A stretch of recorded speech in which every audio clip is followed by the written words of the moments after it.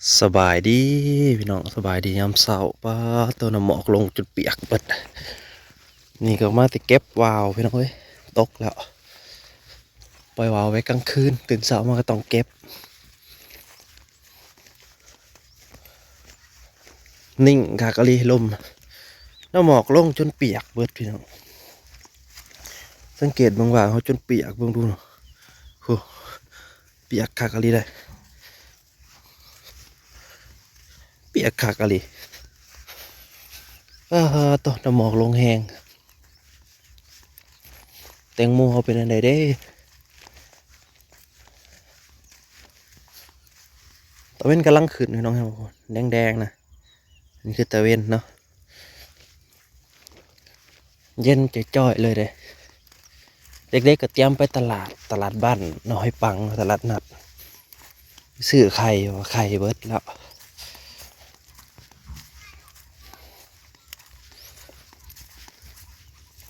ไข่เบิดเย็นจ้อยๆ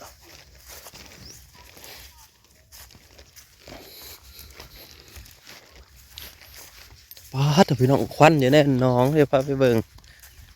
น้องคือมาควันขากแทนนะ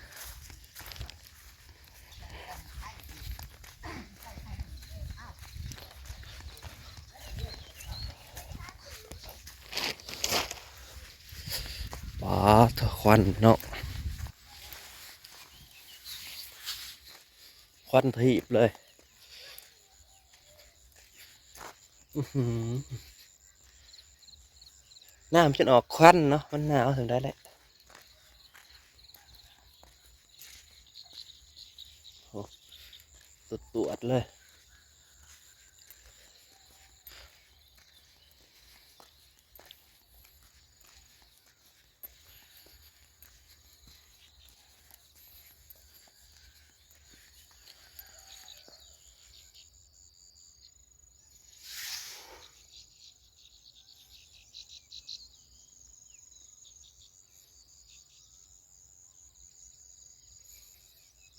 ป้าจนออกควัน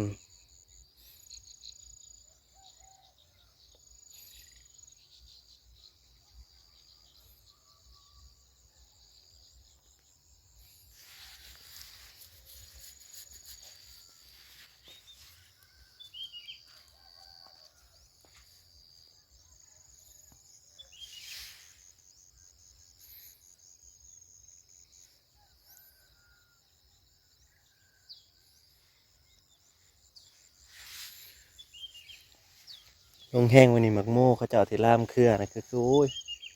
งามไว้ได้แบบนี้นะหมูที่ล่ามเครือแล้วนะมันได้กินน้ำหมอกเบียดแตงโมก็เป็นน้องเลยได้ออกแล้วออกแล้วออกแล้วออกแล้วท่านบิ๊กซันตอนนี้บิ๊กซันออกแล้ว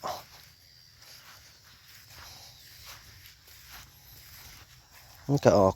ของมันอยู่ได้เลยออกดีอยู่ได้เลยแต่ละคุมกันนะมาเบิ่งเมย่าก็เริ่มออกแล้วพี่น้องคุมนี่เด็กน้อยบริโภคให้ปะก็แห้งแท้เมย่าบิ๊กซัน2 สายพันธุ์มาปลูกกันเป็นอะไรมาเบิ่งน้ำกันพี่น้องตัวละชิงามกว่ากันนี่ก็เสือกกว้าว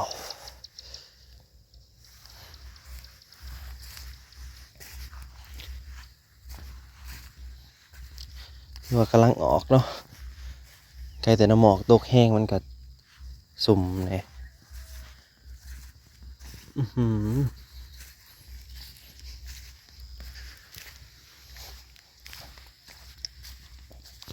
ลมพัดมาผมทุกควันขึ้นจากหนอง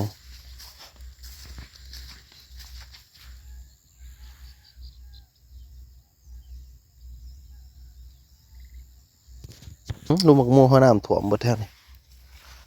ปลาตัวน้ำถ่วมหลายคุมมาดิเจ๋งเลยขนาดนี้ถ่วมเลยนี่ตายเปิดตรงโมเขามาเบิ่งเสาพี่น้องอยากถามความแตกต่างเนาะระหว่าง ทางฝั่งไทยกับฝั่งลาวนี่ราคามันแตกต่างกันบ่เสานี่นะเพิ่นไล่เม็ดแล้วได้เม็ดจักบาททางฝั่งไทยนะอันนี้เสา4 เมตร 30พี่น้องเอ้ย4 เมตร 30กับต้นละ1,200หรือ1,300นี่แหละเขาก็บ่ได้เบิ่งบินครับประมาณนี้แหละ4 เมตร 30สูงสำคัญกับเพื่อนใหญ่พี่น้องเพื่อนใหญ่เขานะสำคัญกับเพื่อนใหญ่เลยความสูง4 เมตร 30ถือว่าสูงเลยแทงน้ำที่ไปแทงน้ำที่สูงเติบเลยเพราะว่าเขาจะดันไกลเลยเขาจะดันไปใส่อยู่ครัวใหม่แล้วก็จะดึงไปใส่อยู่หน้าบ้านนี่ไว้หลังมือหรือว่ายังแขกมาดิก็เฮ็ดสูงแล้วก็หนึ่งสิมาบ่ได้ว่าแม่นแท่งน้ำซื่อๆแม่นจะเป็นหอชมวิวน้ำเนี่ยหอชมวิวน้ำเพราะว่ามันสูงเด้พอได้ขึ้นไปชมวิวยามมันเฮ็ดไร่เฮ็ดนานั่นแหละเป็นหอชมวิวน้ำก็จะเอาเสาใหญ่แบบนี้นะจริงๆเอาเสาหนา12ก็ได้แต่ว่าจะได้หนา15เพราะว่าเพื่อความแข็งแรงแหละขึ้นชมวิวขึ้นเบิ่งอันนั้นแหละพี่น้องเอ้ยขึ้นเบิ่งบรรยากาศอันนำหน้าหรือว่าขึ้นเล่นเบิ่งก็ว่าจะตั้งอยู่ตรงนั้นแหละตรงลุบๆเนี่ยนะเพราะว่ามันก็จะใครแน่บ่นะบ่ได้เฮ็ดหยังบ่ได้มีประโยชน์หยังดอกลุมๆให้สร้างมันตั้งบ่นั่นแหละแล้วก็จะดึงไปเข้าเรือนครัวพุ่นเฮาเบิ่งแล้วบ่ได้ถึกๆแล้วเนี่ยตะกี้ว่า10,000 กว่าบาท 20,000ว่าเสียแล้วแต่นี่สั่งมาเล็กกับเสานี่ก็เบิดไป14,000แล้วกับปูน3 สอบยังแท่งน้ำอีกแท่งน้ำก็แพงเติบแล้วนี่จะตั้งตรงนี้แหละเพราะว่าครัวใหม่เฮาบ่ได้ใช้จักเทื่อเด้เฮาก็เลยว่าเอ้ามีจะได้โฮมใส่ให้มันแล้วซะว่าตรงนี้นะเพราะมันหลายคนก็สงสัยเป็นหยังคือมาตั้งตรงนี้เพราะว่าจะดึงโซลาร์เซลล์ขึ้นมานี่เพราะว่าได้ปั่นน้ำมันซ่าพี่น้องเวลามันปั่นน้ำขึ้นถังขึ้นแท่งนะซ่าแต่นี่โซลาร์เซลล์ก็จะแยก2 ระบบเลยระบบขึ้นแท่งพอเต็มแท่งก็ปิดระบบ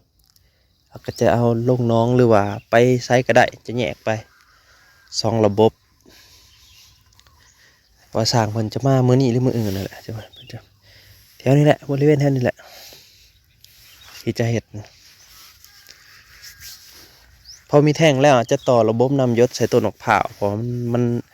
มันกินน้ำลายต้นมะพร้าวต้องต่อระบบน้ำหยศใส่แต่ว่าต้นม่วงต้นยังกับบ่มันหาดอกโหดเอาก็ได้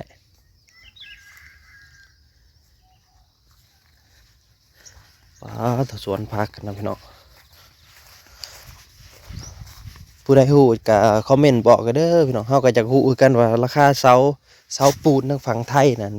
เพิ่นคิดไร่เม็ดละเท่าใดผักซี่ก็บ่ดูมันปลูกงามแหละก็จักสิกินได้มันกินบ่ไหวกินบ่ไหวเลยนะ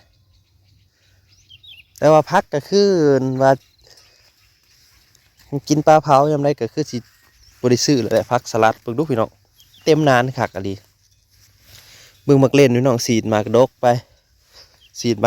มันดกคักอะลีได้มึงดูมักเล่นกำลังออกลูกมักพริกนี่เฮาเด็ดยอดมันกำลังแตกขึ้นนี่มักพริกสีฟ้าเนี่ยก็ต้นข้าวโพดพี่น้องฮะข้าวโพดปุ๋ยไปวานโอ้ยปลูกมันแบบว่านั่นเกินไปมันถี่เกินไปเนี่ยเดี๋ยวก่อนจริงๆเขาต้องเอาใบอันนี้มันออกเนาะ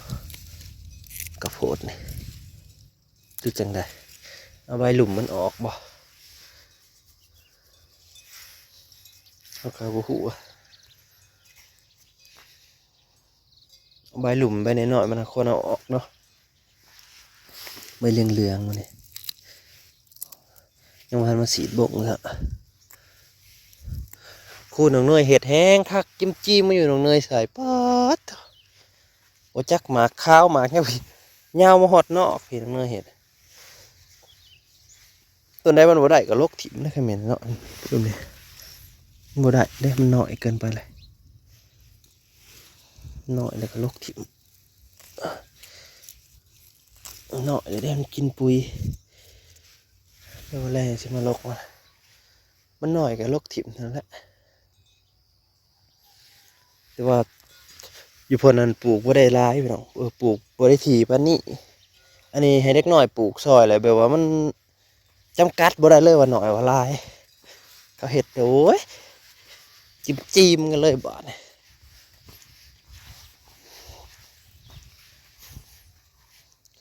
หมักโมมันจะเป็นอันนี้แหละคันหมักโมคันบ่ได้ฉีดยาจะเป็นอันนี้แหละซื้อยามาไว้ฉีดน้องโมไว้เลยกำลังขึ้น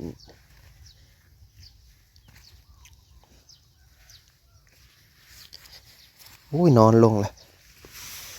ตอนแรกฉีดนอนก่อนบ่ได้หนออกลงขากกะลิเปียกเปิดต้นกระโพดนี่มันข้างแต่มันใบนะ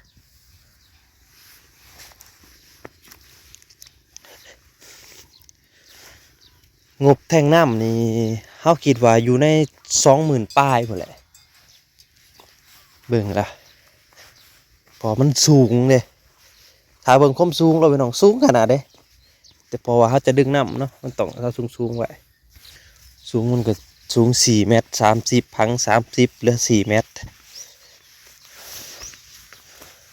สร้างขึ้นกับเตเวลหรือแล้วหนา15จริงหนา12ก็ได้แทงน้ำจนแล้วก็เจ้าสั่งแค่3 เมตร 50ว่ะยังสูงนะแต่เขาเอา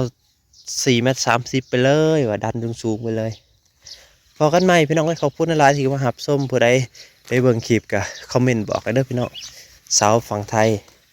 กับเสาฝั่งลาวนี่มันราคาแตกต่างกันบ่เสาคอนกรีตนี่แหละสร้างบ้านนี่แหละ